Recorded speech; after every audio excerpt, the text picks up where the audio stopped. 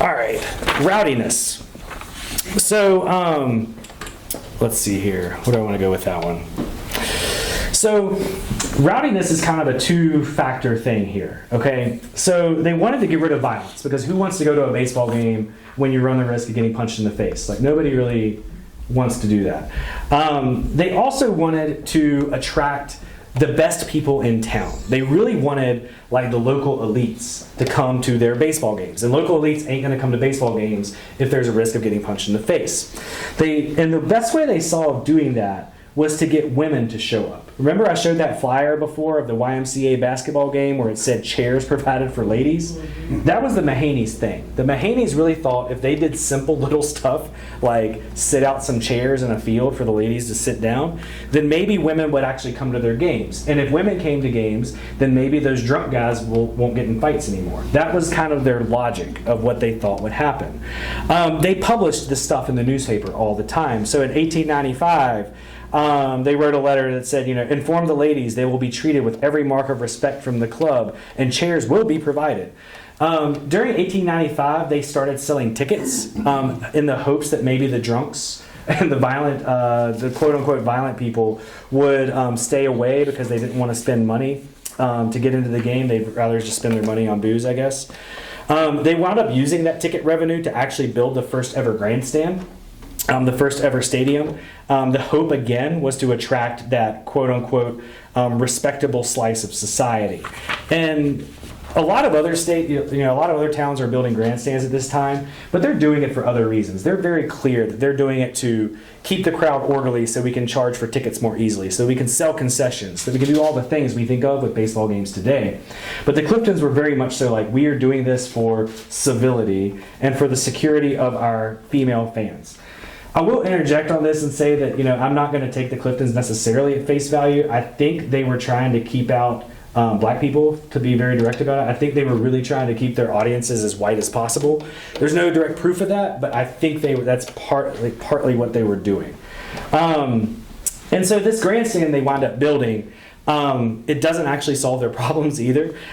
You still have a lot of rambunctiousness going on at the games well into 1897.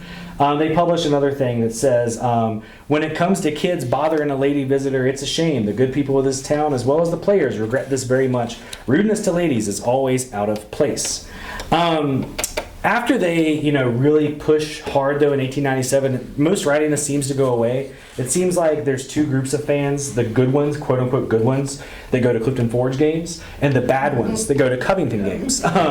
So Covington is actually arresting lots of people that are like causing quote-unquote trouble at the games. They never publish exactly what these men were doing, but it definitely publishes that, so-and-so gets kicked out of a game, so-and-so got kicked out of a game and got a $3 fine, so you get the idea of what's going on there. So the last of these four things is that amalgamation team idea. So as I mentioned before, throughout the decade, the Cliftons start playing teams from all over the place, right? And the more they play these regional teams, the more it becomes important to them to represent Clifton Forge, right? Because they're going to Roanoke, they're going to Stanton, and people maybe don't even know where Clifton Forge is. They maybe have never been to Clifton Forge, right? So you start trying to really connect yourself to the club. And so this idea of rejecting these like teams that are composed of kind of like pickup players, nobody else cares. This is a very Cliftons thing. It did not bother anybody else in the least that maybe Covington has a guy that's actually from White Sulphur Springs. Who cares? The Cliftons cared, but pretty much nobody else seemed to. Part of the reason why it really got under their skin was, again, Covington's fault. Like most things is Covington's fault. I'm just joking. I like Covington. I'm only halfway joking. So Covington, in 1896, they start calling themselves, quote, the champions of Allegheny County. They've never actually played the Cliftons, but they start calling themselves the champions of Allegheny County, kind of as a marketing ploy. The other thing they start doing is they recruit this ball player from West Virginia. His last name's Kenna, Kenna, who is the son of a former U.S. senator. So everybody kind of knows who he is. And he's a pretty good baseball player, probably too good to be playing in a relatively small place like Covington. So the assumption is they bribed him. They've given him some money to stay in Covington to play for the team. The Cliftons go nuts. They are angry, very, very, very angry at Kenna. So what winds up happening in 1896 is this guy who just 2 minutes ago, James Mahaney, I described as this like man who kind of comes in on a white horse and whips those Cliftons into shape in 1897. The year before that, he's actually gathering up all the rowdy idiots that he knows, and they're going and getting on a train, and they're going up to Covington to all the Covington games explicitly to harass Kenna when he's playing ball.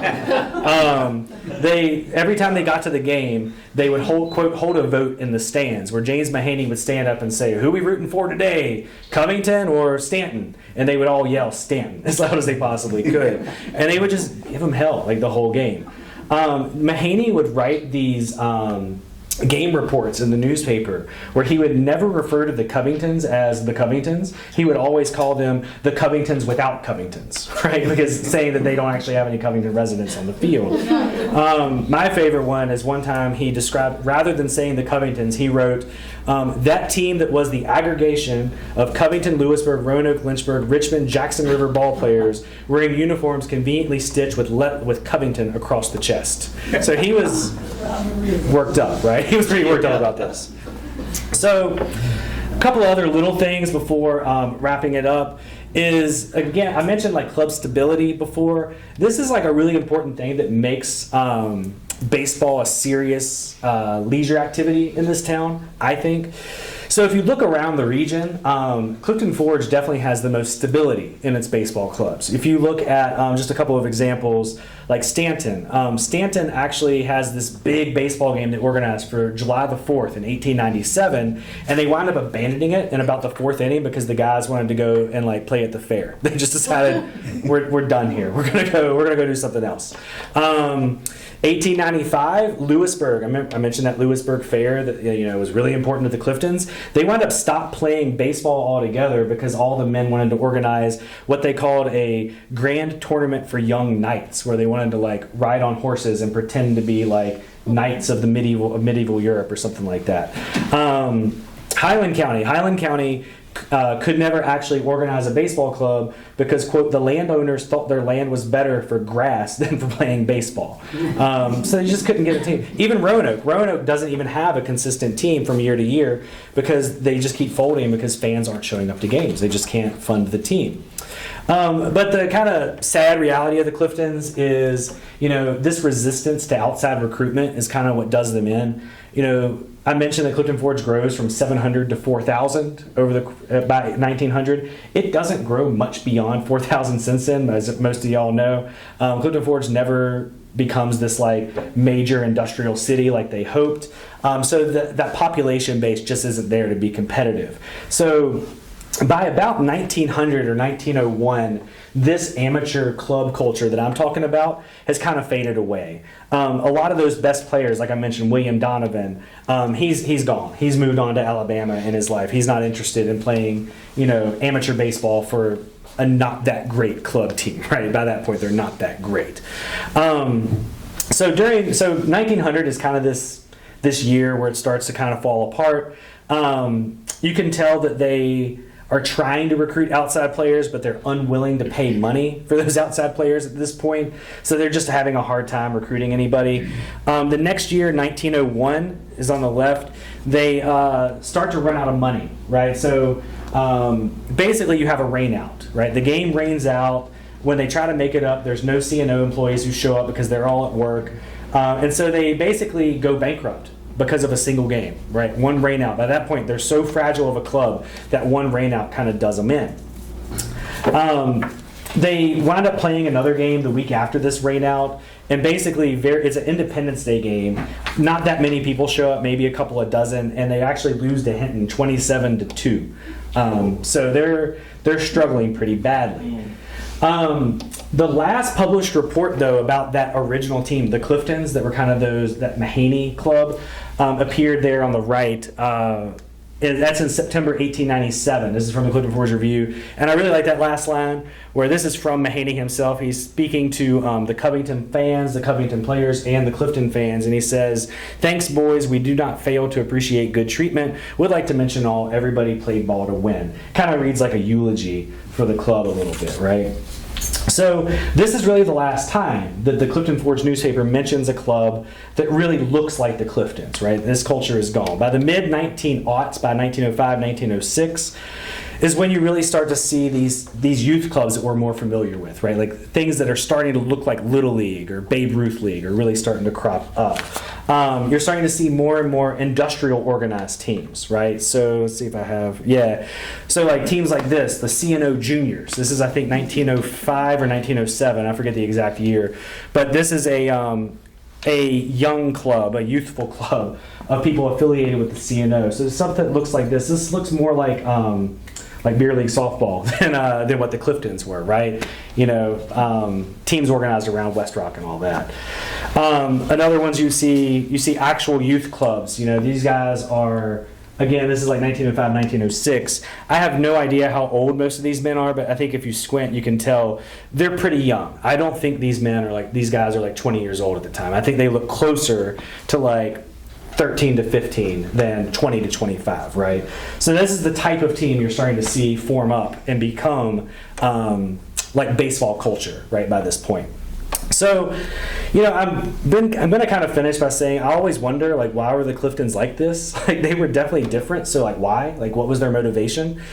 And there's a few different explanations. Like, some of the more simple or cynical ones are like, were the Mahaneys just weird? Were they just like really weird guys that liked this? Was that newspaper editor maybe like fudging the truth a little bit? Was Springer just really into baseball, his particular brand of baseball? I think those are a little bit of truth in there. It definitely wasn't it wasn't caused by where we are, because Clifton Forge is very different than Covington or Hinton or Lewisburg or whatever. I think the reason why is because from day one, the Cliftons were very much so attached to this idea of Clifton Forge identity, right? What does it mean to be from Clifton Forge? And when you represented in public, it was the Cliftons who were representing you in public. And like I mentioned at the very beginning, Clifton Forge had a really, really, I'm going to be intentionally inarticulate, it had a crap reputation in the 1890s, a very, very bad reputation regionally for being a place of violence, for being a place of mobs. I mean, one of the major railroad executives in this time period is murdered in broad daylight, and his murderer gets off in 1896. So it's not looking good for Clifton Forge on that grand scale. And I think the Cliftons recognize this, and I think they really embraced this idea of rehabbing the town's reputation, right? They really wanted to make this town better. They went out and that idea from Mahaney, they quote, played ball to win, but they really wanted to play ball the right way as they saw it, right? They really wanted to avoid this dominance of the C&O, of town violence, and they really wanted to do something different. So this moment only really existed for about a decade, right? This is only about 1890 to 1902 or so, but I really do think it kind of illustrates this idea of sport as kind of a marketing tool, right? As a way that we think about a town, as a way for just men and women to go out and have fun on the weekends, and really just as a way that a small mountain town was built. And that's all I have. So we have time for questions between now and 7, if there are any. Did Lexington have a team? They did. So I cut that. So other cities founded teams much earlier than Clifton Forge, right? So we know they were playing baseball here before 1890, probably in the 1880s, but Lexington, Stanton, and Richmond all formed teams in 1866, the year after the Civil War is over. Those 3 cities are definitely forming clubs, as are the Tidewater cities as well. So with everything that you said about how the struggles were for this team and for baseball in general here, what was the state of baseball, across the country? Across the country? Yeah. How does this compare? It is baseball across the country. Professional baseball is growing. It is having some growing pains. There's plenty of leagues that crop up and fail immediately. But by the early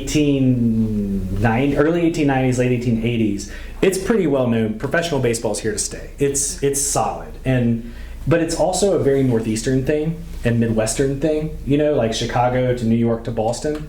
It takes a while for it to get into the South. Right, you're not going to see very many baseball games in Alabama, for example, in 1870. That's just not really a thing. But by this point in Appalachia, it's really starting to catch hold in the coal fields, right? So community baseball is really, really, really popular. Anywhere you see people coming from the north and the Midwest, like Clifton Forge with like the railroad coming around, you're seeing very strong popular baseball clubs. Yeah. Can we see that jersey again? Oh, yeah. Oh, my jersey? I'll take the jacket off. There you go. Ready? Go nuts. See, everybody wanted it. What year was that, Doug? What year was this? 1997, probably? 1996? Something like that. What was the field, Josh? That these guys played on? Yeah. It varied, but there was a hotel that used to exist in town called the Bagby Hotel, which was over on Brussels Street, kind of the upper end of Brussels Street, and they played in a field that was right next to the Bagby Hotel most of the time. Yeah. Did they play up there where Hardee's is now? No, that wasn't. That was a softball field? No, in this time period, that was nothing. Oh, no, really? Yeah, it was nothing by this point. It would probably just been a field. Might have moved was a ravine. Was it a ravine? Okay, yeah. to the C&O farm maybe after that, Mm-hmm. in the college area. I know there was up Yeah. there one time, there was a grandstand there. Yeah, and I do know when they built this, right? When the C&O built this hotel, they definitely had open fields kind of around the hotel up there where the hospital is today. So they probably played up there. That'd be my guess. Like where else? If you wanted to like, show off how great you were, how respectable you were, you would definitely want to play in the shadow of a building like this, right? Yeah, rather than a field in a ravine or something like that. You remember Daddy picking up ball players and y'all playing Iron Gate and Glenn Wilton and all of them? Wasn't that organized, was it?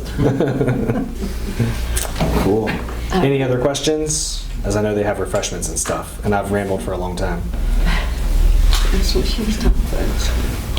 This has nothing to do Yeah. with baseball. Why did they tear that Gladys Ann down 10 years ago? 2 reasons. First, that murder I mentioned happened in the lobby of this hotel. And so I think partially is people didn't want to stay there anymore because they knew that's where Colonel Parsons got murdered, and it was kind of felt gross for them to stay there. Also, once the C&O realized this hotel wasn't going to make as much money as they thought, that's when they converted this building into the C&O hospital. Right, this was the first C&O hospital as well. And since, does this look like a hospital? I mean, like it was wooden, it wasn't particularly well built for a hospital purposes. So I believe they tore it down so they could build a better hospital. Yeah. Or more appropriate structure for a hospital. Yeah. So Josh, are you going to write some more books on different parts of the Clifton Forge history? Yeah, so I've written a couple of other articles about that murder, about some other things that have happened in this time period. So, short answer, yes. Now are you coming back here?